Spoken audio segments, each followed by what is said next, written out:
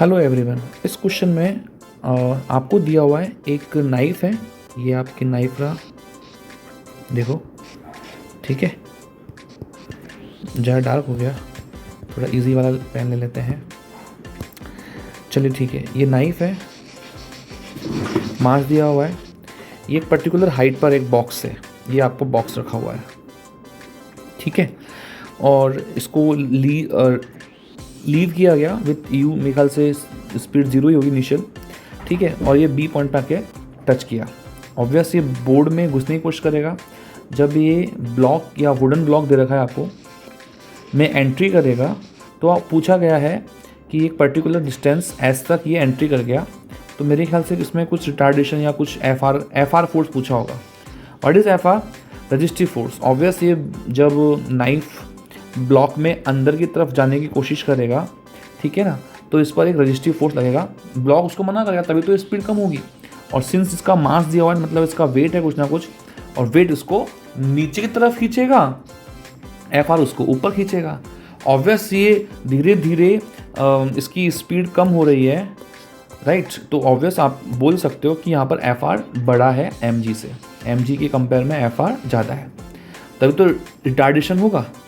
चलिए अब बात करते हैं मोशन अबव वुडन ब्लॉक, मतलब ए पॉइंट से लेकर और बी पॉइंट के बीच में क्या हो रहा है।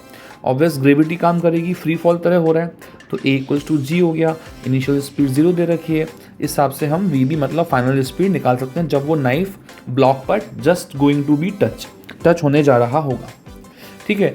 तो उससे क्या होगा, ये हमारी एक इक्वेशन आ गई, वी बी का square equals to under 2gh। अब ध्यान देने वाली बात है, पब्लिक इसमें भूल जाती है कि डायरेक्शन सर हम तो जी को नेगेटिव लेते हैं।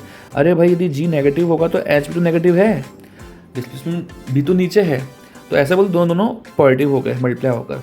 या इससे एक काम कर सकते हो, नीचे की डायरेक्शन को पॉजिटिव ही मान लो ना, बात ही खत्म करो, तो सारी प्रोसेस नीचे की तरफ ही हो रही है। Now the motion of block, motion of knife in the block, right, कैसे होगा, तो देखो बी पॉइंट से सी पॉइंट के बीच में हम मोशन लगाते हैं। ये देखो बी से और सी के बीच में क्या हो रहा है, ऑब्वियस एक पर्टिकुलर एक्सेलरेशन है, ये देखो ए नाम दे रहे हैं, तभी तो इसकी स्पीड सी पे आते आते 0 हो गई। तो ये बी से स्टार्ट हुआ, एक पर्टिकुलर स्पीड से एंट्री किया और सी पर आते 0 हो गया, और वही डिस्टेंस आपको एस यहाँ पर गिवन है। चलिए देखो, न्यूटन की तीसरी क्वेश्चन लगाई, फाइनल, इनिशियल, ए रिटार्डेशन हो रहा है इसलिए ए नेगेटिव हो गया, ठीक है। कई लोग बोलते हैं नहीं नहीं सर ये तो है ना, नीचे नहीं है ऊपर है पॉजिटिव। अरे भाई, नीचे की डायरेक्शन को हमने पहले ही पॉजिटिव अज्यूम कर लिया है ना, तो ऊपर का नेगेटिव नहीं होगा, इसलिए ए नेगेटिव आ गया।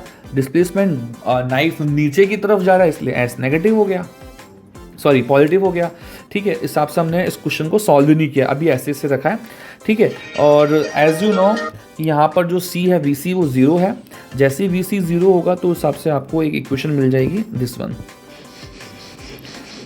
तो यहाँ से आपको वी बी मिल गया, यहाँ से भी आपको वी बी मिल गया, इन दोनों इक्वेशन को यूज़ किया हमने, यहाँ से हमने ए निकाल लिया acceleration in terms of g, h and s, ठीक है।